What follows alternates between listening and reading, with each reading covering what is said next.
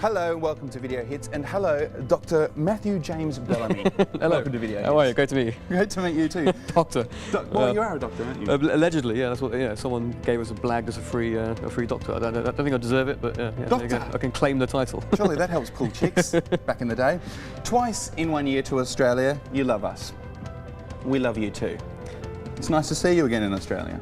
Great, thanks. Thanks for having us. Yeah, we love you. We love you here. Yeah. When you guys were here for the big day out, we talked to Dom, the drummer, about the fact that you didn't want to do any side shows back then with the big day out because you wanted to come back and do this and do something special. And here you are doing something very special. Can you tell us about the show, the live show that you're doing? Well, it's totally different to the big day out thing. Big day out was like just a festival gig, so we had just like screens behind us that were kind of very simple and a few bits and pieces. But this tour's got a much more elaborate layout with like moving platforms and like these kind of curtains that fall down at the beginning, and it's much more set up based around the concept of the album, which is kind of influenced by 1984.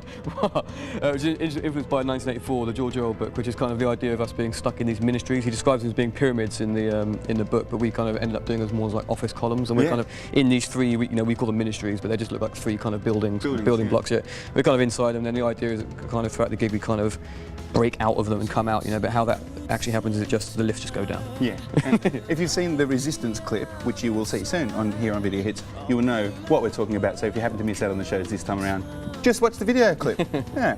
Are you loving playing the new songs live?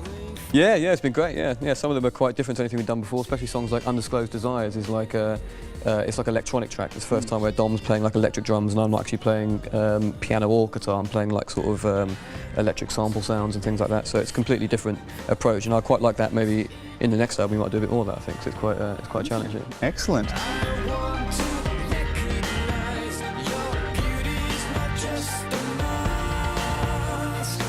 What's the favourite thing about playing your own music with your closest friends to massive crowds of adoring fans? What's the best thing about it? It's the best thing about it is, as you said, because they're close friends from school. You have that thing where you can look at each other and you can remember. I can remember Dom in like trying to get off with some girl when he was 15, and Chris like getting into fights. And stuff. He was a hard nut. Was he hard? But he was a good hard nut. But I remember them like when they were school kids, So there's something funny about looking across and remembering us being in classrooms together, and then looking at us in front of like a big crowd and stuff. That contrast is hilarious. That's lovely. Your live shows seem to be getting bigger and bigger. I actually read a review of your Wembley Stadium show, written by Simon Neil from Biffy Clyro, who are supporting, that says you might be better at stadium shows than U2. Thoughts? I disagree with that. I'd argue that point. Yeah, I think they're definitely a bit. They've definitely been around the block a bit more, and they've got a bigger back catalogue to choose from. You're saying they're old? Yeah. Well, in a good way. I think they've grown old rather gracefully, I'd say. Indeed. Some bands grow old a bit disgracefully. Yeah. But I think you two have done it well. You're playing with them soon, yeah? Yeah, in South America. Yeah, next year, March and April. Yeah. Very exciting, and they'll be supporting you, of course. Yeah, of course. Yeah, absolutely.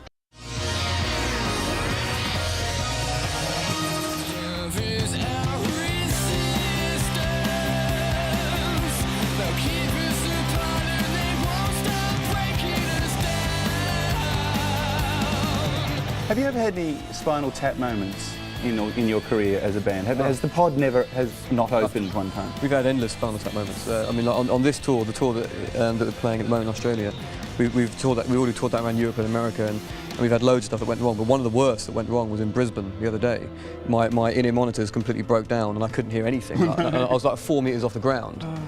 So I couldn't get down, and I was like, I couldn't get down, so they had to bring out a step ladder, and that's like really, that really wasn't cool. The magnificent, grandiose step ladder. Yeah, exactly. Yeah. And then other times, like when the curtain falls down, a couple of times it's got caught on my head, and what the actual real Spinal Tap one is, we did a whole of Uprising once, and Chris's sock curtain didn't come down, and it came down at the end of the song.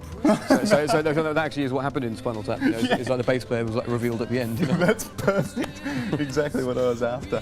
What would your ultimate gig be? Have you ever thought about what's the biggest thing? What are you laughing at? It's you. What are you laughing at? Yeah, because you're funny. Well, you're talking very fast. We're going to have to slow you down in here. Cool. Ultimate gig ever? Have you discussed playing somewhere like the Pyramids or in space? Yeah, we've had discussions about space. I was thinking of approaching Branson and trying to play on his little thing that he's sending up there, but we'd reduce our backline down. We've got too much backline at the moment, so we'd have to do it all on pods and things like that. You know, I don't know. I don't know if it, but I think it would be possible, and I think it's, you know, it's possible in our lifetime. So I'd love to play in space. Push for that, Richard. If you're watching, this is your opportunity. Twitter. You play your music like you're wringing every last drop of music out of your tools. Nothing else is left in the instruments when you're finished with them. They're like empty and listless old deflated footballs. Who is? The instruments. Oh, the instruments. Right. Yeah. Do you feel like you're a master of your craft, or do you feel like there's more to explore and more to learn in your life? That's not funny. It's really serious. I was trying to follow the question. Is there more to experience out of the instruments? Are you a master of your craft, or are you still learning? No. I think they say you don't become a master until you've done 10,000 hours, isn't it? Is that what they say? But no. So that's what I've heard. I've heard they've scientifically studied what it is to become a master of the craft, and it's 10,000 hours is required. Surely you're getting close. I don't think we've done. I think we're more about the 3,000-4,000 mark. Okay, soon. Within your lifetime, you will become master. We will become masters. You obviously play guitar magnificently, play piano magnificently, a few other toys as well. Bit of mandolin, bit of guitar, as you've been mentioning. Other fun instruments that you dabble in? I like the vibraphone, but I've never actually found a chance to incorporate it into any songs yet. Have you got one? No, but I've borrowed one a couple of times. Vibraphone, they're beautiful. Instruments, I quite like what that folk band, what are they called, Mumford. I like what they're doing with banjos and things. Yes. Yeah. Yes. Have you picked up a banjo? Can you play the banjo? My dad used to have a banjo when I was younger, and I picked it up a couple of times, but I never strummed it. Never strummed it. Ding, ding, ding, ding, ding, ding, ding.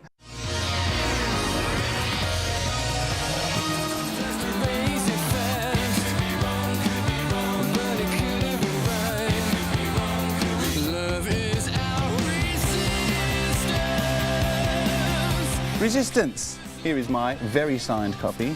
Yours may not look like this. Came out in 2009, 5th studio album, fantastic and epic, well done.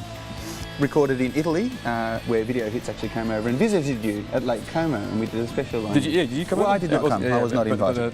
The company came. Yeah, people came. Faustina came. Employers came. That's right. Why Italy? Because you can.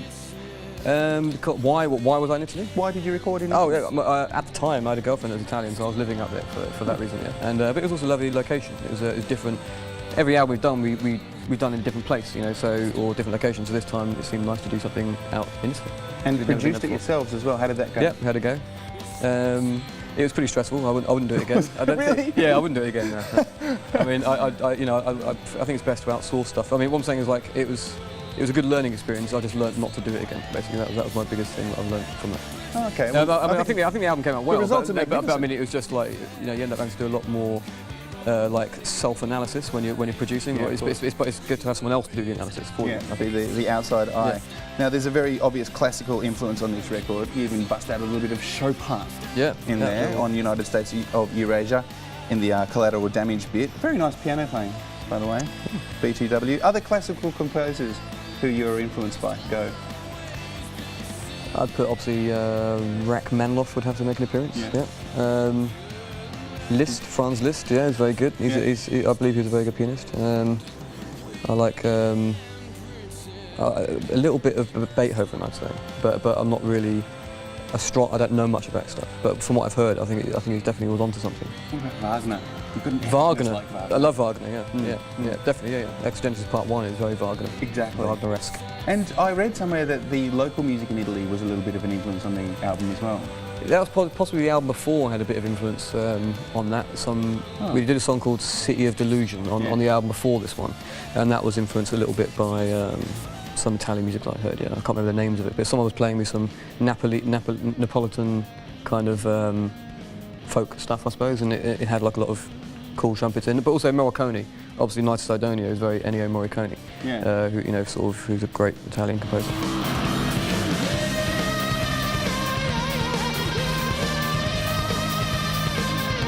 I love that you draw influences from places that other rock bands perhaps may not care to delve. Yeah. It's exciting. Yeah, the history of music, it's sort of it's an interesting subject. Correct.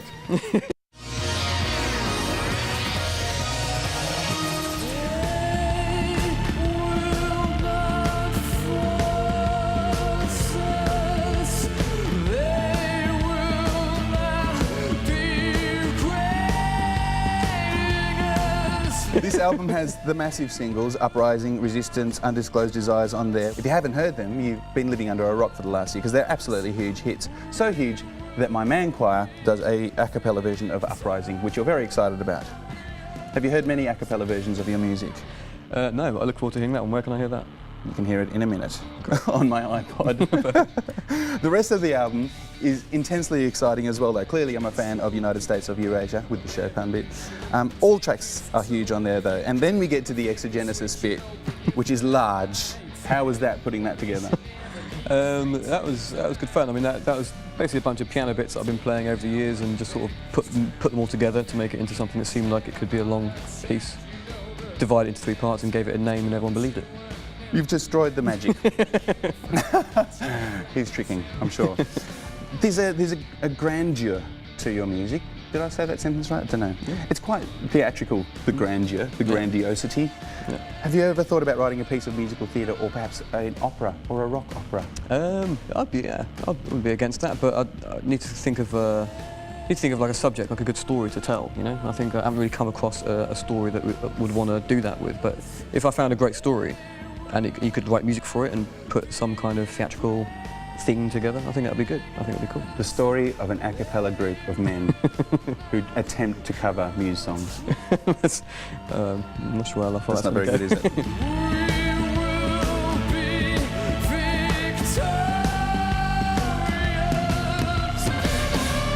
Plans for Christmas? Plans for Christmas? I'm probably going to go skiing somewhere or something like that, you know, like try and be in the snow. Gorgeous. Yeah, something like that, and yeah, whatever. I noticed you've got Muse baubles for Christmas trees for sale on your on your website. Really? Yeah. Blimey, oh God, that's I'm gonna get me some of them. That's cheap. Are you a festive person? Do you love the festive season? I'm not like I'm not a massive fan of it, but you know, I sort of go with it. You know what I mean? Like I'm not going to whinge about it. You know? I sort of go with the flow. Will you come back to Australia soon? Yes. Probably not until the earliest time. It wouldn't be until we did another album, which will be like maybe 2012 sometime. Is that when another album will be released? We would hope so. I mean, I don't know. I mean, that's why I'm just looking on past sort of gaps and how long it takes to write an album. Have you written anything? Yeah, I've written some stuff. Yeah. Do you write on the road? Yeah, little bits, but the stuff I write on the road never tends to really make it on the album. Okay. It's always a bit, always sounds the same. Well, you've got some great inspiration to go and write a rock opera now, so go forth and conquer. Dr. Matt Bellamy of Muse, thank you very much for joining us today. Cheers. On Hits. Lovely.